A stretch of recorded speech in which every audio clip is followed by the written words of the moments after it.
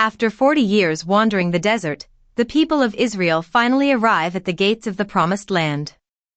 Before them stands Jericho, a city protected by walls so thick no army had ever managed to bring them down. Before any attack, Joshua sends 2 Israelite spies to secretly explore the city, to learn its defenses and the mood of its people before planning any move. Inside the city, a local woman named Rahab hides the spies on the roof of her house when Jericho's soldiers come looking for them. In exchange for protecting them, she asks them to spare her family when the conquest comes.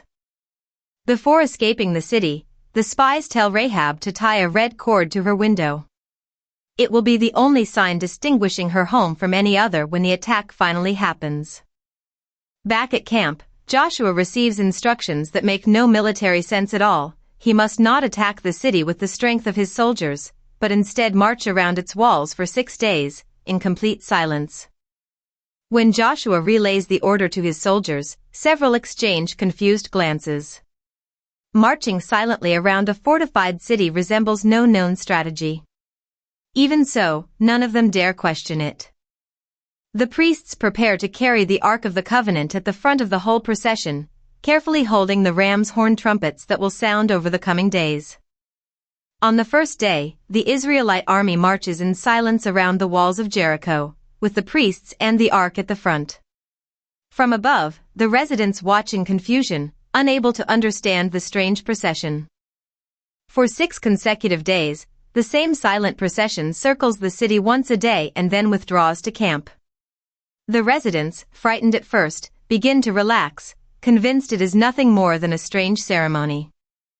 On the 7th day, the order changes. They must circle the city not once, but 7 times, without stopping. The soldiers, exhausted but determined, complete lap after lap under the sun, with the trumpets sounding without rest. Upon completing the 7th lap, the priests blow the trumpets with all their strength, and Joshua orders the entire people to shout at the same time. The sound thunders against the stone and mud of the walls like never before.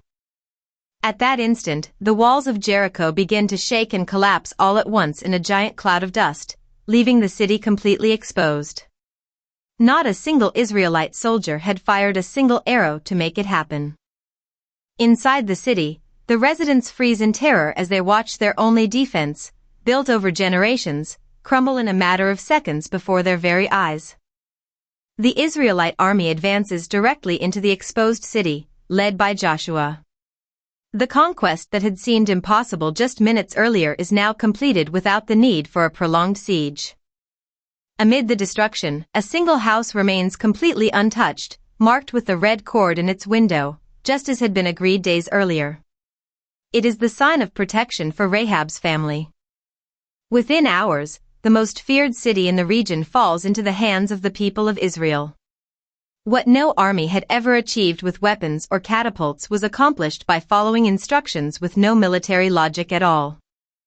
That night, Joshua steps away from the camp for a moment and stands silently looking at the ruins of the city that fell without his soldiers having to fight hand-to-hand at its walls. Rahab and her family, faithful to the promise made to the spies, become part of the life of the people of Israel, becoming an example of how genuine faith can completely change a person's destiny. News of what happened in Jericho spreads quickly among the other peoples of the region. A city considered invincible had fallen without a single hand-to-hand battle being fought at its walls. The fall of Jericho remains a powerful reminder that obedience and faith can accomplish what no human strategy could achieve on its own. God does not need powerful armies to fulfill his promises. He only needs a people willing to trust and obey.